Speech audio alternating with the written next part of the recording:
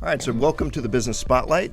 Today I'm joined by Carolyn Dowdy, President and Founder of Caregiver Mental Wellness. Carolyn, thanks for coming on the show. Well, thank you for having me today. Yeah. Thank you. So I'm really interested to learn more about what you do and your organization. Okay. We met, it was a couple months ago, and you were telling me a little bit about it, and I said, I've got to get her on the show. Right. So I purposely I know a little bit about it, but I wanted to hear from you here today on the show, just all about caregiver mental wellness and how you got started with this and your story. And if you would just kick us off with that, how did you get started? Well, I was actually a caregiver. I'll start back when I was 8 years old. I have to mention this. I was actually a youth caregiver. I took care of my grandmother where my mom and grandfather could work. And I just realized that this year, heck, I was a youth caregiver that helps with the family. But really, the caregiver journey started when I was in my early 40s. Both of my parents were ill. My dad had PTSD from the war, cancer, stroke, couldn't walk. My mom was failing because she was his caregiver. And so I was trying to manage them while I worked a lot the way a sandwich generation are doing now. They're taking care of kids and aging parents. And so during that time, that went on for about 10 years. So sometimes I got up every day. I didn't feel like I could walk. I mean, it was sad because it affected my marriage, and I was trying to manage them, and I was trying to work. So then, fast forward 10 years from there, my husband and I had retired early, and we had a farm, alpaca farm. We live in the life I was happy I'd ever been. Yeah. Out there delivering little alpaca babies. And he came in one night from the farm, and I went and got some water and walked back in there, and he was having a massive stroke. So it affected his communication center. He couldn't read, he couldn't write, he could scream. And it was like he was trapped in his body. He couldn't I try not to say this, but lightheartedly, he couldn't tell me what to do anymore. I have to say that, and I kid him about it, But anyway, that just devastated me. I mean, my whole world blew up. I loved the world that we had with the farm, but he hated the farm after that. He couldn't do anything mechanical, so we took him to the beach. But in that first year, the first 3 months, he just threw baby fits. I couldn't even take him out because he just would throw fits. And so I didn't know if I was going to survive, so I didn't get what I needed from the system. And I started looking on the internet, and I thought, oh, I'm a caregiver. I had never thought of myself. I was a spouse. I took care of my parents. I was a daughter. And so I didn't know if I was going to survive, so I had to save myself is what I did. And so I realized, too, caregiver burnout's a real thing. And so I just started, I started researching to save myself, but also I got this unrelenting burden that I had to help caregivers, and I didn't know what that meant. I didn't know how I was going to do it, but I felt fortunate that he could walk, my husband, and he was cognitive, so I could get away from the house. I could go exercise or just get away. And a lot of caregivers are stuck in the home. They're just isolated. They can't afford to pay $30 to $50 an hour to have someone come in to help them. So they're isolated, and a lot of them get into depression and burnout. And so during that time, for about 5 years, I studied. I took college courses. I studied all about burnout, and then I started realizing that it was affecting families with children of special needs. And I had thought more on the side of taking care of elderly as a caregiver. But then I started going into the parents with special needs children on the autism spectrum, chronically ill children. And then I realized this is a big problem. And then because I had 16 years as a VP of HR and training, I know a lot about business, and started a couple businesses and helped open 2 banks during my career. So then what I did is I started realizing, hey, this is affecting the workforce. And so I realized we've got a real problem here. So what I found out is that we've got 73 million baby boomers. In 4 years are going to be 65 or older. They've already got health conditions. Some of them are actually grandparents raising their grandchildren because their parents aren't there. The government's really focusing on the baby boomers and these grandparents, and they are just now sort of starting to focus on the parent situation in the country, because 1 in every 31 child in the U.S. is on the autism spectrum. Right. And also we have 40 to 60%, depending on what data you look at and whether it includes learning disabilities for children, 40 to 60% of our kids are chronically ill with things like diabetes, cancer, asthma, and other things. A lot of them are overweight, which goes into the diabetes. So these parents are struggling. And you know, we were going to talk about our self-care videos, but when we put those up, like I told you, about 1,000 came out from the end of October when we got those online free until about 2 weeks ago, and about 90% of them were actually going to the parent self-care program, because we're not really focusing on that. So we actually not only have a silver tsunami from the 73 million baby boomers, we got 10,000 people a day turning 65 right now. Yeah. We've got an issue with our children, and we have got to keep these parents standing.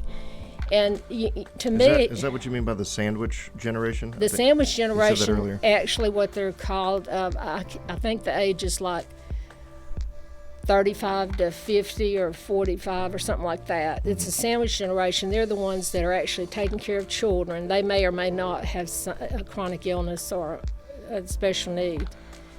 And they're taking care of aging parents, and they're trying to work, and they're trying to manage their relationships. And so this is also causing a lot of issues with the partners or the spouses, because they're under so much stress they don't really have a lot of time to focus on their marriage and have time for each other. You know, I remember back, because I reflect a lot now, and my husband and I about divorced during the time I was caring for my parents, because he was traveling all the time. I was working, helping open a new bank. I had 2 parents I was trying to manage, and our marriage was sort of getting ignored. And so we really struggled during that time to hold our marriage together. So I've felt all these different feelings in different ways of what these caregivers are going through. And so we actually do have what they call, we're in a social crisis. And I wonder, you know, I'll go back, but the issue with our system about helping these parents and also helping all types of caregivers is we have a system that has been structured to be reactive. Like, okay, let's go and find out why all these mental health issues are in our schools and in our homes and in our workplaces. We need to have a proactive system, and that's what we've done at Caregiver Mental Wellness. We are self-care to help prevent depression, stress, and burnout. Right. And the programs that we have on our website, I created them.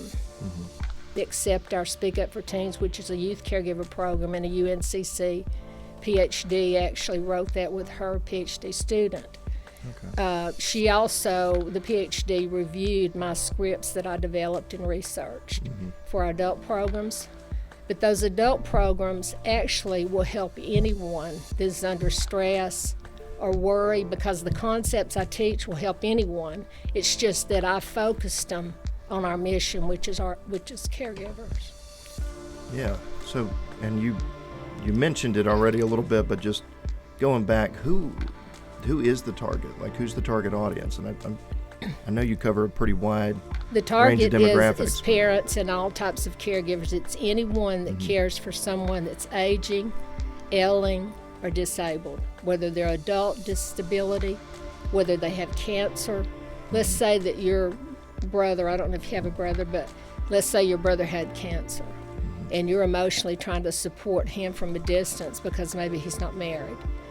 What I would say is you're a part-time caregiver because it's taken your time and it's taken your energy, and you've got a business to run, a family, and everything else. So what it does is the way that I express it in my workshops and on the self-care videos is we have a 9-inch plate, which is our time and energy every day that we're eating out of. The problem comes about because we have a 12-inch plate of responsibilities. Gotcha. Okay, and that gap keeps our body in chronic stress. And the chronic stress can lead to illnesses, it can lead to diseases, and if it's very, very severe chronic stress, it can lead to cancer. And it also leads to addictions because people are trying to self-soothe. Self-medicate, yeah. That's right, because they're trying to find a way to self-soothe and calm themselves. So we got prescription drug addiction, alcohol, internet, gambling, food. So it can lead to that. So what does that do to our families? Yeah. It causes more problems. It's kind of a cycle, right? Yes. Because then you probably end up having to be cared for. Yes, Point, yes. So yeah. then you've got health issues. And guess what happens to the ones we're caring for? Our disabled children, birth defects, children on the autism spectrum. What's happening to them? Research shows that as the health of the caregiver declines, the care of the recipient or their loved one deteriorates.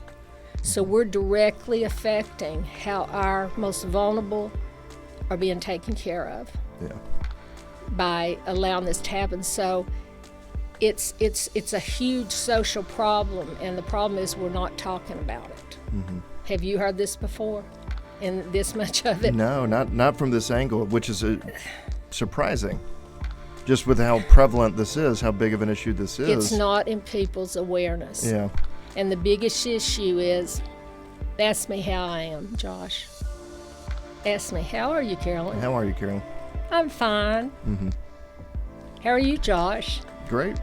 Okay, that's why. It's a hidden problem. Yeah. And people aren't talking about it. They walk out, they put their mask on, everything's fine, and their world's falling apart. But you kind of just learn over the years, people don't, that's a platitude. Somebody comes up to you, how are you? I'm well, thank you, blah, blah, blah. But yeah, you don't get into the details of what's going on unless you have to really trust the person. But usually, yeah, it's duck on the pond. Everything is calm on the surface, but, in the background, everything's moving a mile a minute, and you're stressed out, and you're not figuring out, or not aware how you're going to handle all these situations. Does that make sense? And one of the things that it affects that people don't think about is that if we are stressed out, like when I go home, in my younger years, if I had children, you walk in and then you're stressed out from all day, and I manage my parents, and my mama's called me crying at night when I walk in the door, and my child has a need, and I'm impatient with them. Okay? So it leads to being impatient with your partner, impatient with your children, impatient with the ones you're caring for. Because if you've got a special needs child that has a difficulty in communicating, then you may lose your patience. And so letting ourselves as caregivers get in, and parents caring for our children, get in that state, we're directly affecting them. We're affecting our partnerships, and we're affecting our children and our family. Yeah. And that is just the way it is. That's the reality. And part of it's going into chronic stress causes that. And especially caregivers like my husband has really bad dementia now, and besides his aphasia. And all he knows is his world. And so I have to keep myself out of stress where I can be patient with him and loving with him, because he gets on my nerves, and he's OCD, and he'll keep bringing it. And actually, dementia is the hardest type caregiver you can be, because you have to watch them and grieve their declining. You see what I'm saying? Yeah, so you're dealing with that grief, and then you're dealing with the everyday situations. Yeah.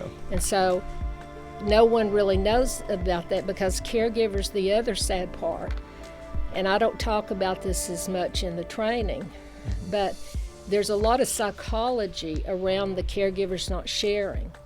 Number one is, some people, by the way they're raised, they everything's fine. And especially men, they're taught you don't show emotion, you act this, you're strong. Okay, but also the caregivers don't want to feel judged. There's a stigma to some people around being called a caregiver. They won't share with their kids maybe they're struggling, like if they are elderly, taking care of elderly, because their kids getting fusses on what they need to do about the situation. Right. And then that causes the caregiver more stress. So then they hide what's happening, and then they hide their illnesses, and then they get into depression. And then 60-something% of people, if you're a caregiver to not a caregiver, the ones that have been caregiver have a 60-something% chance of dying earlier than people that have never cared for someone. Oh, wow. Just because the chronic the stress, I guess. Yeah. Okay. I mean, that makes sense. I mean, that's extreme. That's significant, I should say, but it makes sense. It is actually extreme. Yeah. Now, if you go in, I don't know, I would love to know all the stats, how it relates to the caregivers in the workplace. But I looked at some stats last year in the workplace.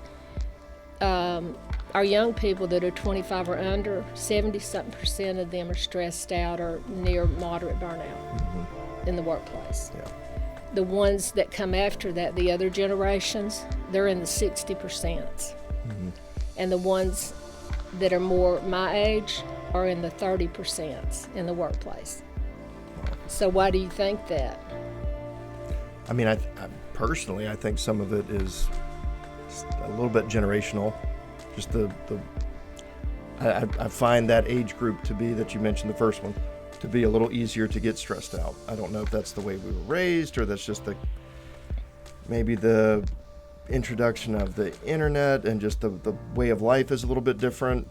I don't know, but that's just a kind of what's the word I'm looking for? Environmental, right? That's based on the environment that people are born into. Well, yeah, I'm sure you have a. But that is all true, what you're saying. Yeah. But what we don't factor in, how many of these that are in high school are supporting families with siblings that are disabled or on, like I have a grandson That that's might 8. Very well be true. That's on the spectrum, and I have an 11-year-old grandson that is his youth caregiver, and he helps the parents with him. Yeah. He walks into school with him where he feels comforted. He's a youth caregiver. And these youth that are getting the kids that are these supporting siblings, a lot of times they're at very high risk for depression.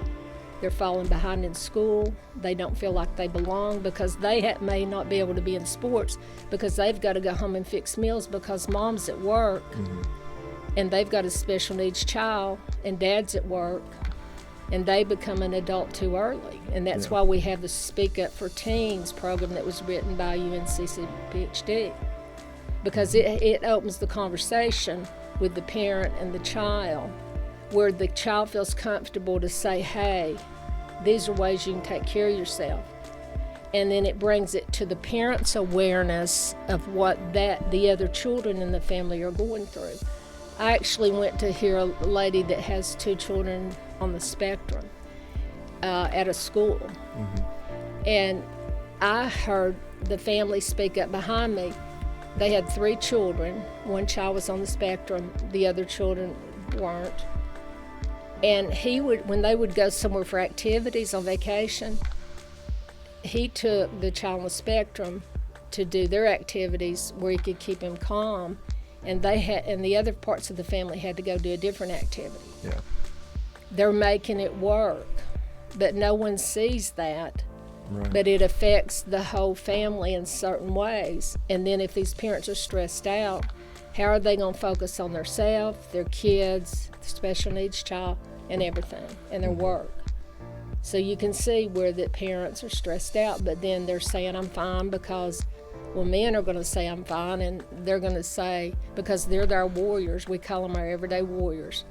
You know, we're going to take care of the family, we're going to take care of the business, we're going to take care of everything, we'll make it all right. And it's our responsibility because we've been groomed that way our whole life, and we don't show that we're struggling. And so what happens to men? They may go down that road of addictions, They may go to alcohol, they may go to drugs, they may go to whatever, because they've got to know that self-care can work. And what our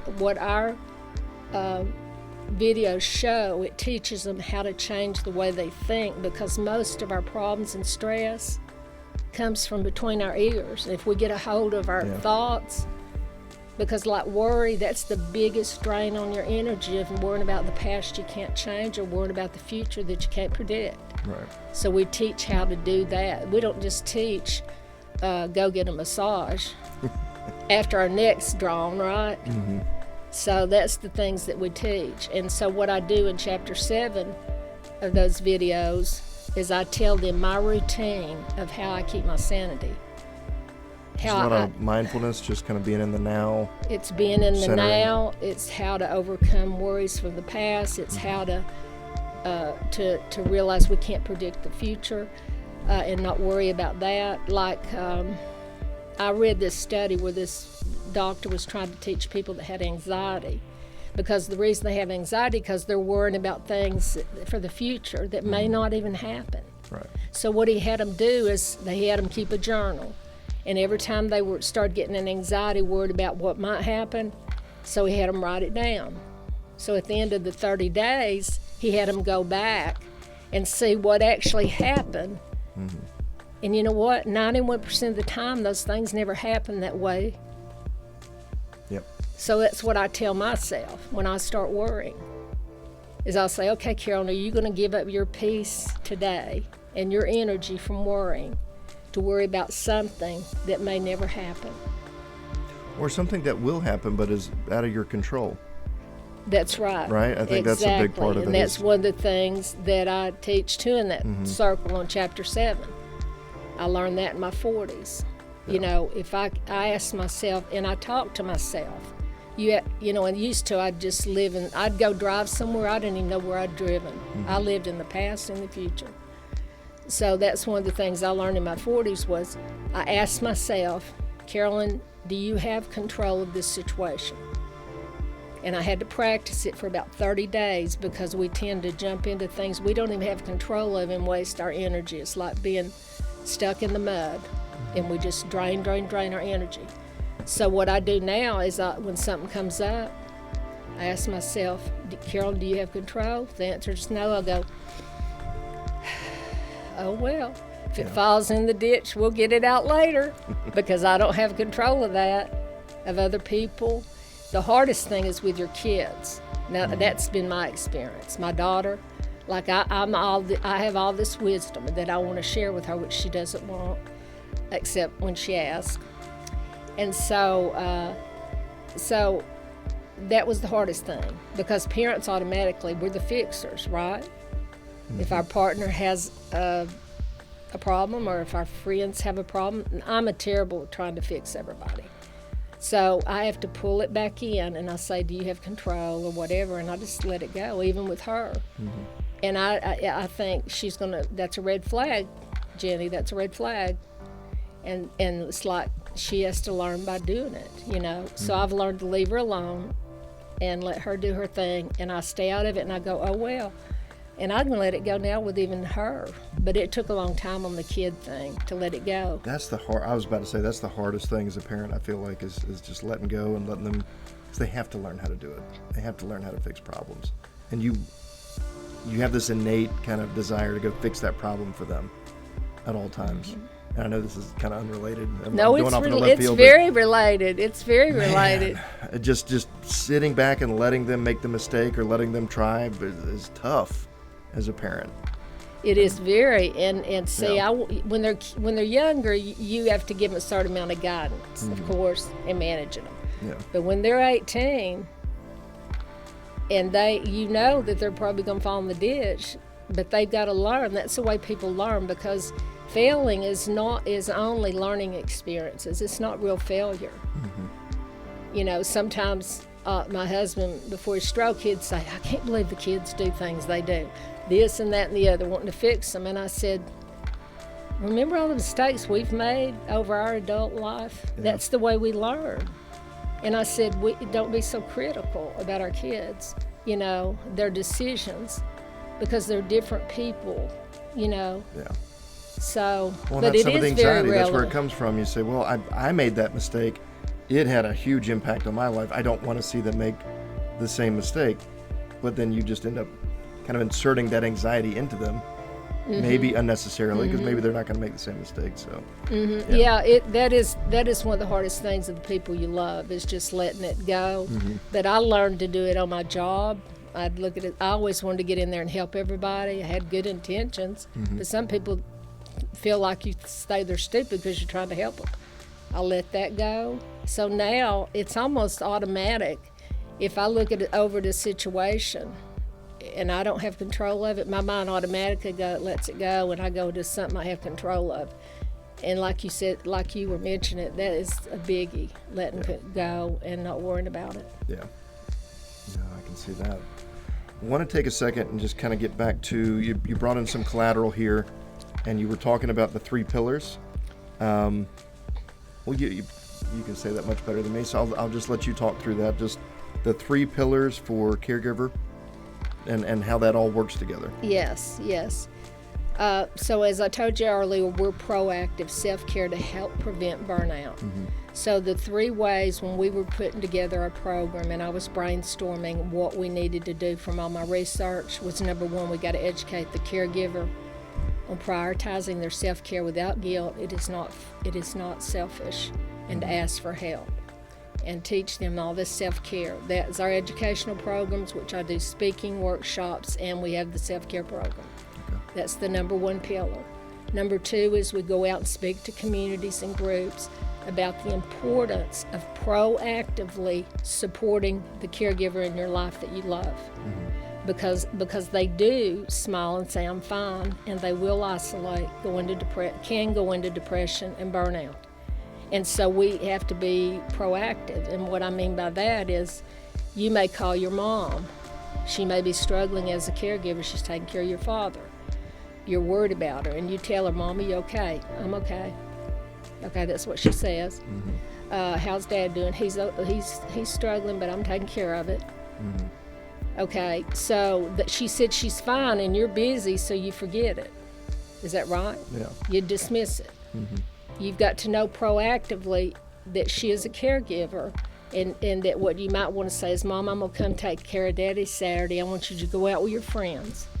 Or on Sunday, you might say, Mom, I know you haven't been to your faith-based organization in a while. I'm just going to come down and take care of Dad, and you just go to church. That's what I mean by being proactive, because the problem is they're telling their busy kids or others, especially the aging, that they're okay. Right. And so then all of a sudden, you've got a sick mom that is in depression, having health conditions, or getting in burnout. And now who becomes the new caregiver? Josh. Because now you got 2 sick parents. Right. Because we weren't proactive in taking care of Mom. So that's what we do. We do teaching families proactive. The third thing we do is, with my background in HR and all the extensive studies that I've done, I wrote a manual before we opened to tell companies how to put in a caring, humanized workforce to deal with the modern workforce. Yeah.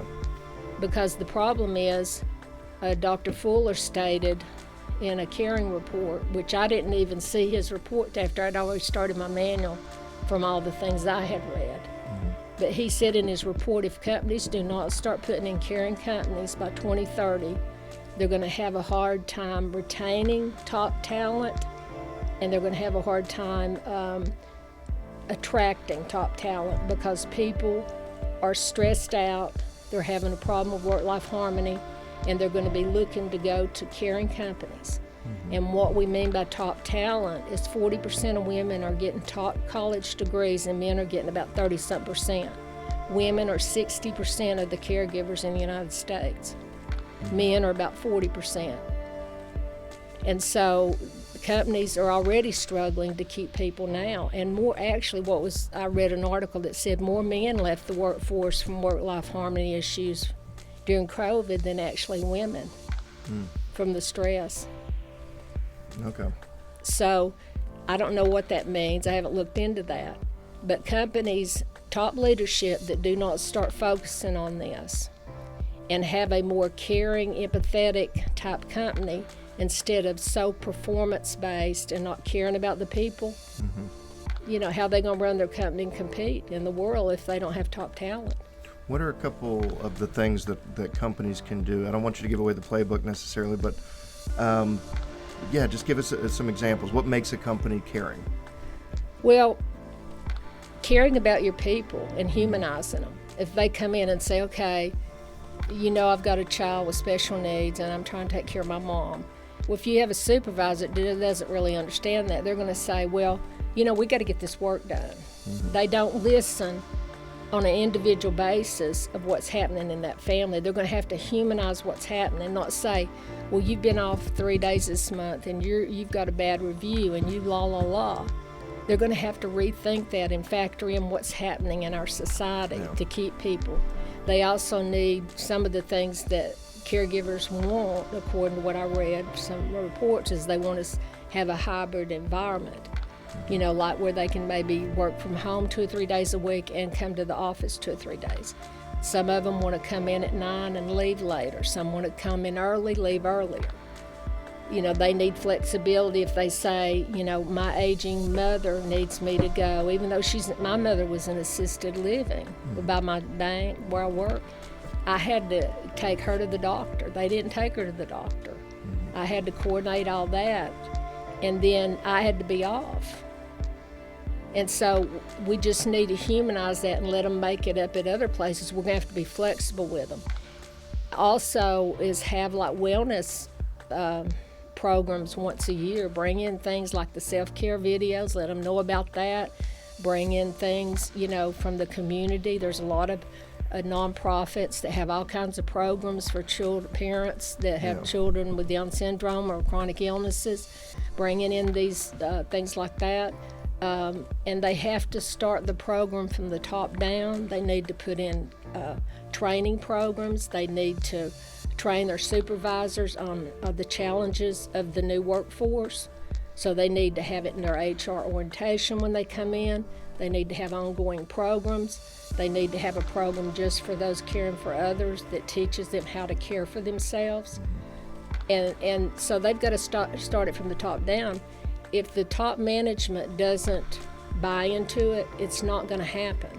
They're going to still hand them an EAP program in fine print and say, we've got an EAP program. When you're in a crisis, you can call this number, and then when you need a therapist, you can call this number. Or you can go down the street about a 15-minute drive, and you can start, go exercise. That's our wellness program. Okay? They need to start in HR orientation and focus on the crisis. That's just a few of the things, but a company that cares and listens, and you've got to teach young supervisors and other people that have never heard of a caregiver crisis, and they don't understand what they're going through. Yeah, it sounds like education, first and foremost. Education is going to lead to the empathy that you need from that direct supervisor, and then it looks like there's going to have to be some systems adjustments.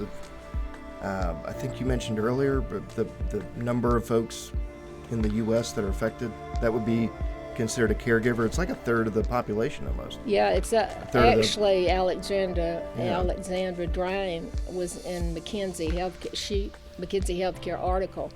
She said that it's about 43% of our U.S. population are some type of caregiver. That may be somebody that just helps somebody part-time or full-time. She said it's about 43%. Now, the AARP numbers come out last year. They said 63 million caregivers.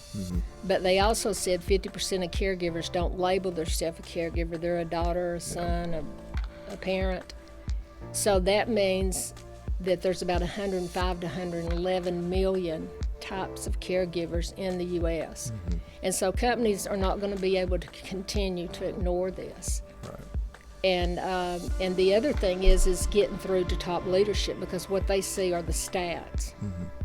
So you've got the HR people in the middle management have got to get to top management, get these stats in front of these forward-thinking leaders where they can make decisions. Because if you think about it, if you have a lot of people filing health claims, your staff sick, being out all the time, you've got to figure in all that cost. You got to figure in caregivers' productivity is 18% lower than other employees. You got to figure in the retraining, and now that we're more technical in nature for companies, it's costing them a lot more money to retrain.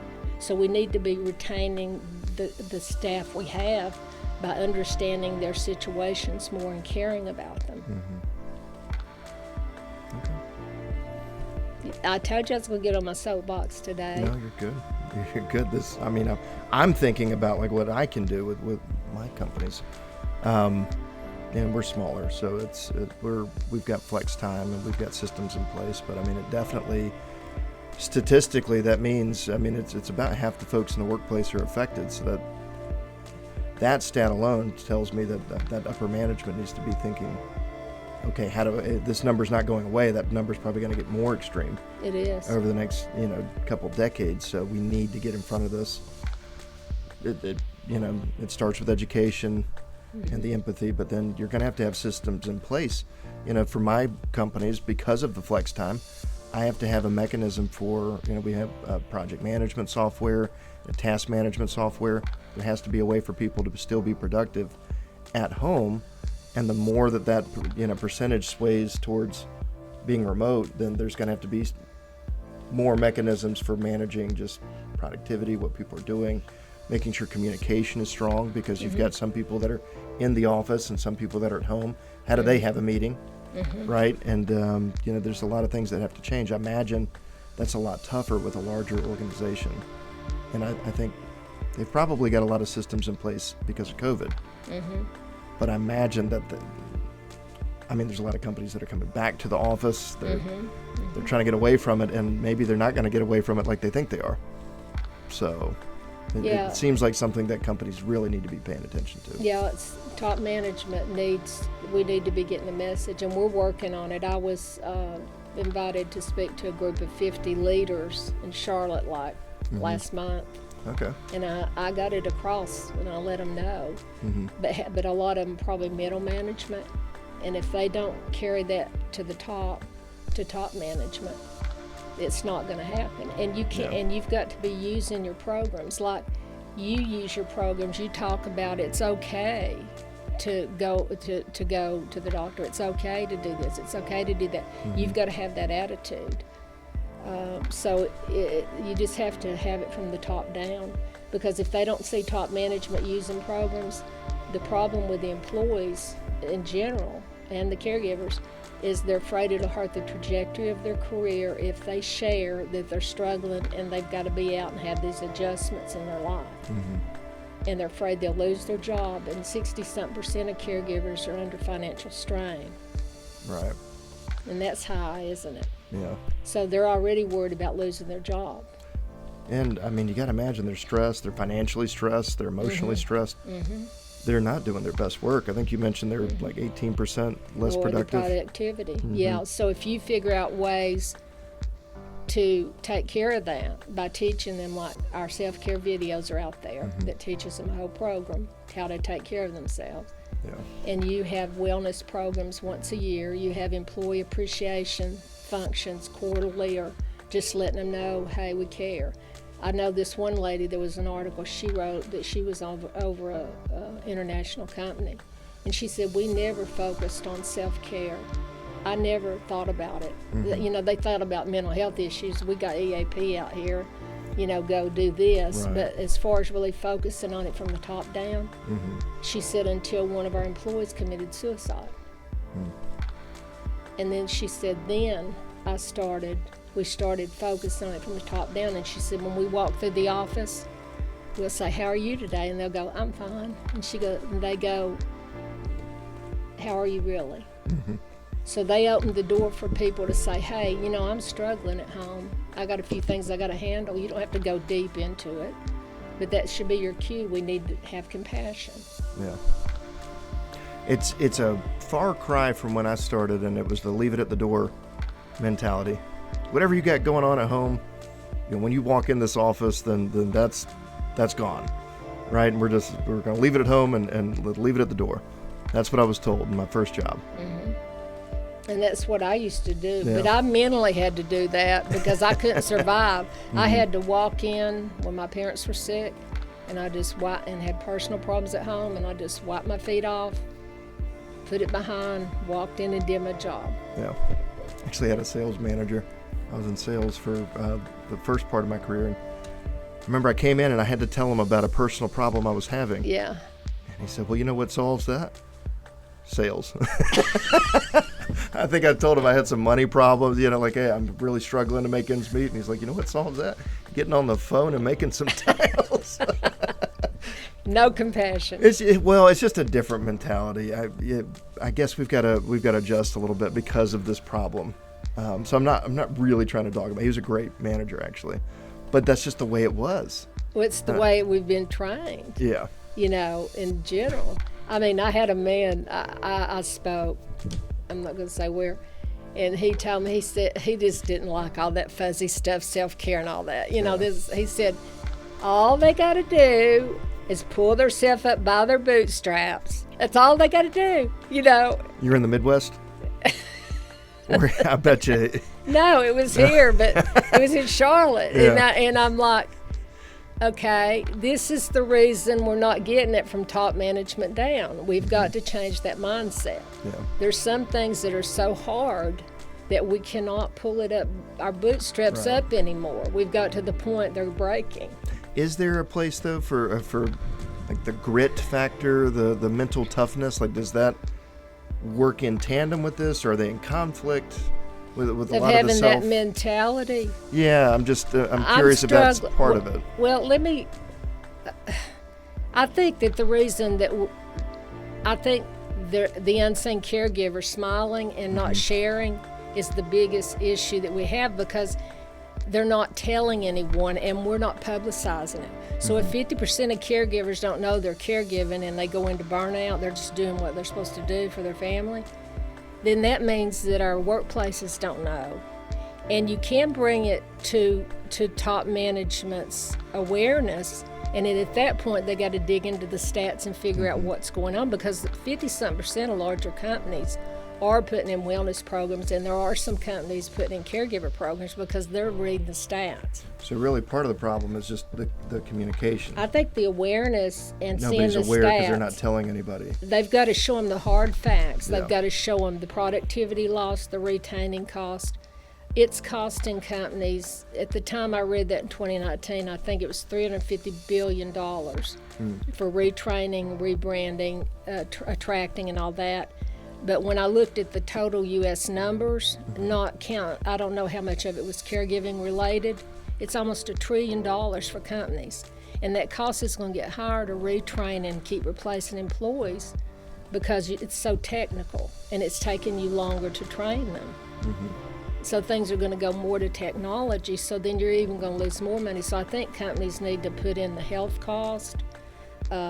They need how many health claims are being filed because these people are sick, ill, diseases. I mean, they're going to have to put in all the attracting, retaining. You're going to have to put in real cost to figure out. It is actually cheaper. I don't have the stats with me. It is actually cheaper to have a good wellness program than it is to just let it go and ignore it. I was about to say, I'm sure we're pretty early, but are there any stats around increased retention rates? There's a return on investment was like 400-something%. Oh, wow. Okay. That's what I remember from my slides. I've got some slides on it. Imagine if somebody's going through all this and they're a caregiver for an aging parent or a child with special needs, and the company's really there for them. I would imagine that they would be very, very loyal to that That's company. right. You're building loyalty. I think we're going to have to go back. What I've been thinking about lately is back, in the 50s, 60s, 70s, before that even, people stayed with their companies, 30 or 40 years? Yeah, I think it was average of 22 years. But what started changing that, I was reading about it, was because they got rid of the pension plans and went to 401ks. And now a lot of times young people will change jobs every 2 or 4 years to keep going up, just to keep going up in salary and other things. I did. It was the best. The most successful people in business right now are the folks that did that in the and I'm talking about the last 20 years, but the folks that moved every 2 to 5 years to a new job are making more money than the folks that stuck with the same job for 15, 20 years. Right. And so for my age group, that stat is we've looked, we've done the research. Those folks did better financially by moving from company to company. I was one of them. I did that earlier in my career. So yeah, I could see where that is. If I were in this position, I was a caregiver, and the company was supporting me in that way, giving me the flexibility, having the empathy, having the understanding of what I was going through. Kind of like the pension, I would be more likely to stick around with that company for a much longer time, because that's non-monetary compensation in a way, right? That's a perk of the job. And so if you think about all those factors that keep people moving out of jobs, you got one more factor in here. I actually listened to a guy talk, I won't say where. He was a consultant, and he came in and told them that people, because forgot which generation, they're going to be getting the baby boomers' money. The baby boomers, I think, had like 80 trillion saved. Yeah. They're going to transfer about, I think it was 60 trillion, and that they're going to have people retiring at 57 because they're getting all this money from the baby boomers. The Gen X, right? I guess. I can't keep up with all those X's and Z's and whatever. Because X, millennials, then Z. Yeah, and so that's going to be one more factor that companies have to factor in if people are going to be moving. But if they build loyalty like we used to have in the old days, if they can bring that care and loyalty back, people may stay even though they may make a little bit less because they can figure out work-life harmony to try to get out of all this stress. Yeah. Now that's what I was thinking about, that we might end up having to go back.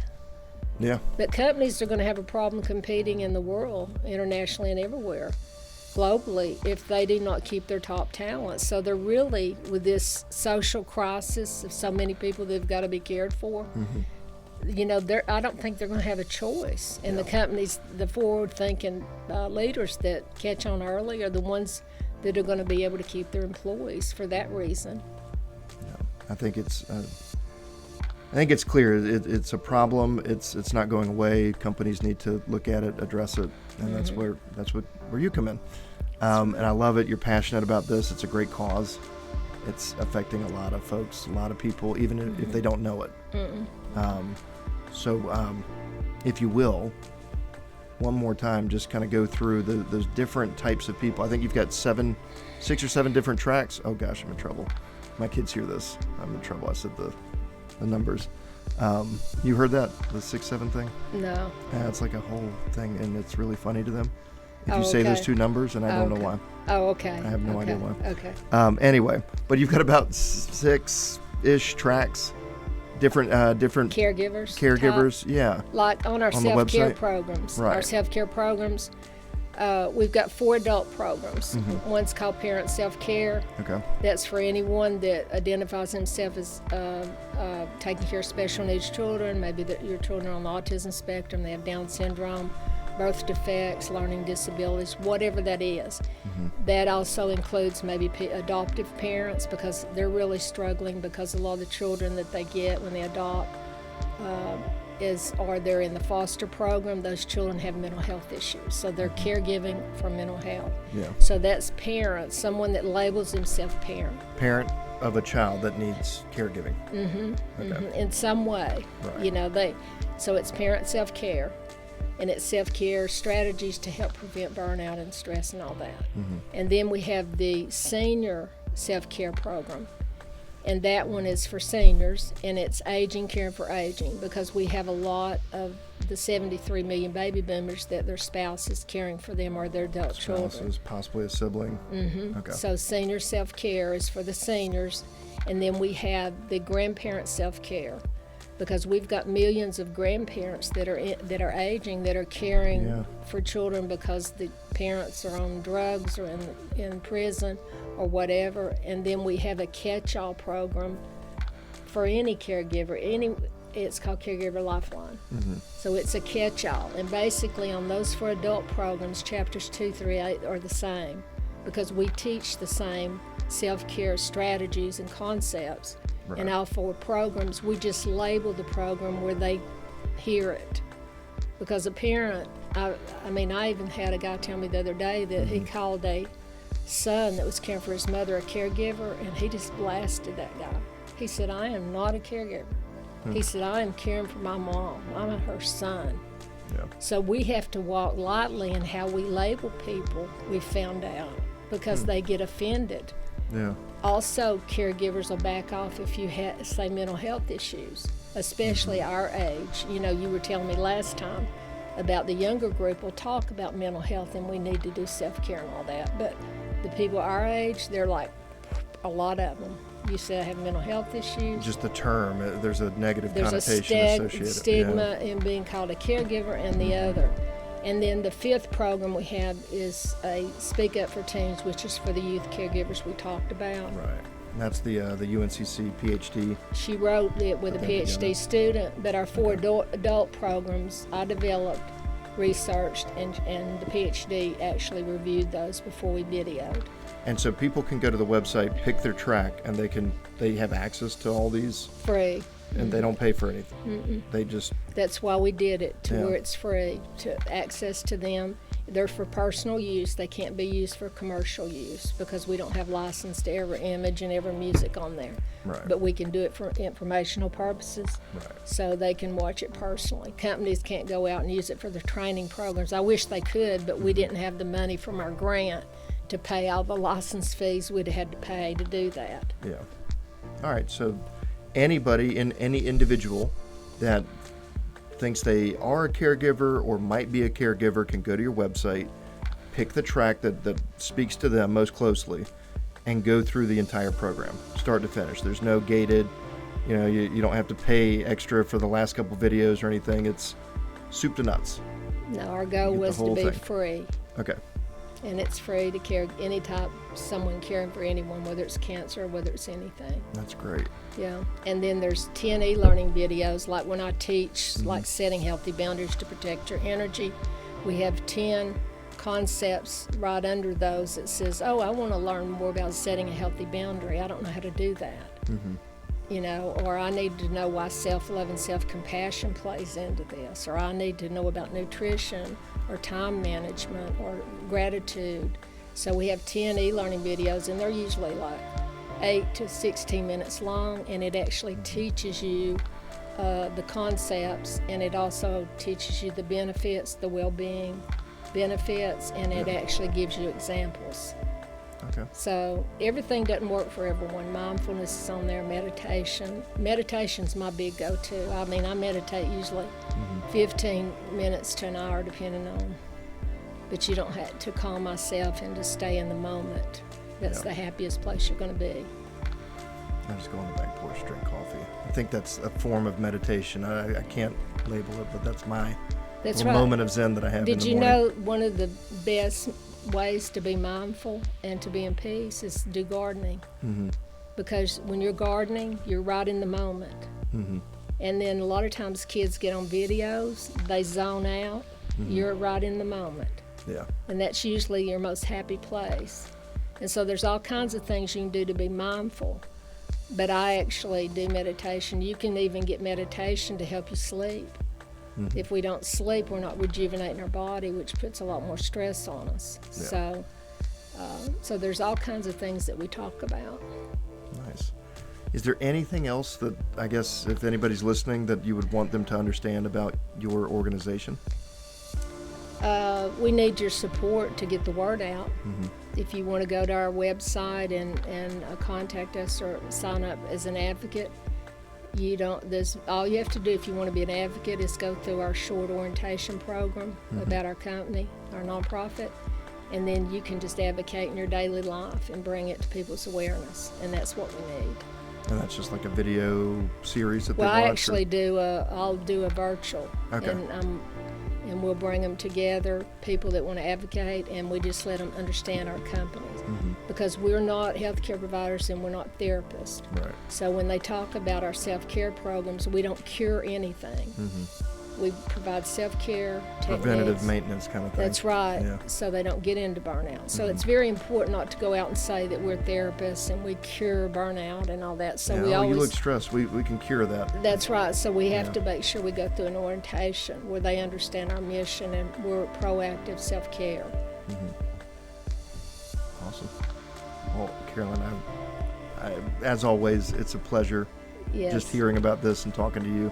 You're so passionate about this, and it comes through in everything that you're saying. Right. And every time we talk about this, I feel like this is a huge looming issue that just for some reason we're not paying attention to, and we really need to.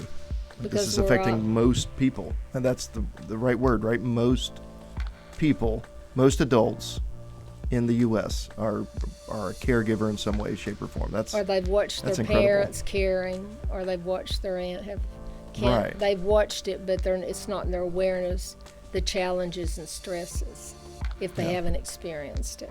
But I want to say this: Rosalind Carter, our first lady, Mhm. she was a real advocate for caregivers, and she said, "You're going to be a caregiver. You have been a caregiver. You are a caregiver, or someone's going to be caring for you." right.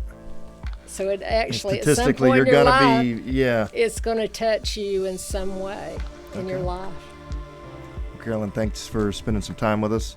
For those of you that are still with us, thank you. Be sure to like, share, comment. It really helps the channel out, and we'll see you next time.